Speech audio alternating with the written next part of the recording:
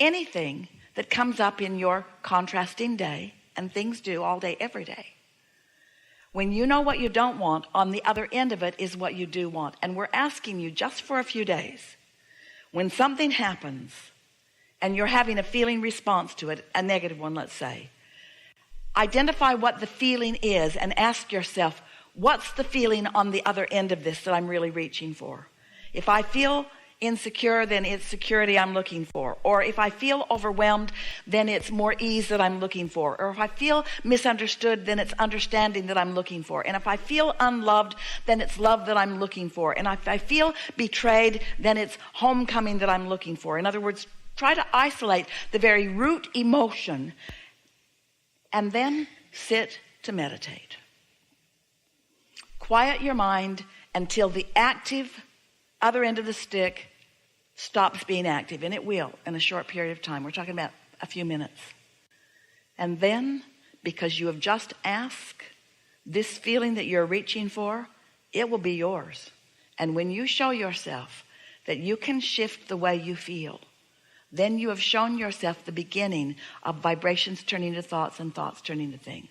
Once you do that, and once you steadily do that, so those around you will notice you behaving a little bit like this. Something will happen, it will upend you. Stuff just happens. And then you'll find your bearing. This morning Esther got a phone call just as she was getting out of the shower that something was wrong with the files that had been sent over and the name tags weren't printing. And that's the last thing Esther wants, is chaos at the registration desk, or slow down at the registration desk. And so she had a little kerfluffle and a little panic, and then she said, just give them blank name tags and let them in. What's the big deal? So your name tag doesn't have your name on it. Doesn't really change who you are, does it? And so she was in and out of that in a very short period of time. Don't let anything be big enough that it sets you upside down. And after a little while, you'll discover that the things that do set you upside down have a wonderful gift, because they tell you what you really want. And when you identify it and isolate it and then quiet your mind, it will be there. And from there, you can get anywhere. So here's the further extension of that statement. You often, standing over here in the manifestation, where you're seeing it and hearing it and smelling it and tasting it and touch it, can't get to where you want to go from there. But you can always get to wherever you want to be from here. You can always get there from here. This vibration will turn to thoughts, and these thoughts will turn to other thoughts, and those thoughts will come to impulses, and you're going to get really good at following them. You are. And you know why? Because you're going to prove to yourself that this is how it works. And you know why else? This is our favorite thing to say to you, because you are so tired of the other. You are so tired of the quagmire and the slowdowns and the blockages and the arguments and the discontent and things not going anywhere. You're tired of the complaining, aren't you? Are you tired of the complaining? Haven't you beat the problem to a pulp? Aren't you ready for the solution, for the thrill, for the satisfaction of the solution? Aren't you? Aren't you? Aren't you? Are you? Are you? Are you? Are you? So we were there all morning, and what was it Abraham asked us to do? What do they think we should do? Chill. Not try so hard. Spend less time in the what is and more time in the very early stages of what's becoming. Yes. You feel good. You feel good in that. You start translating vibration into something. Vibration starts turning into a thing. For you, it's turning into the emotion of well-being, or to the emotion of being appreciated. But she doesn't stop there. She just keeps doing it every day till you're solid in it.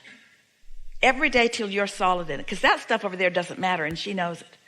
She just keeps tuning into who you really are, until you've got a stronger sense of who you really are. And now your point of attraction has shifted. Now all that stuff that you put into the vortex before you came into this body, and even since, now you are in the receiving mode of that. And now thoughts are going to start occurring to you.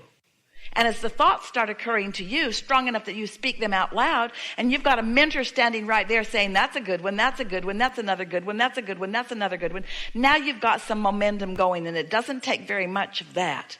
You hear people talking about their mentors in this way. It doesn't take very much of that before you're on your feet and the universe is showing to you how magnificent you really are. And we're talking about 100% of the population. We're not talking about a select few. We're talking about everyone who has an inner being, and that's everyone. And everyone has put things into the vortex, and that's everyone. We're talking about coming into alignment with your own desires. We're talking about step 1, 2, 3.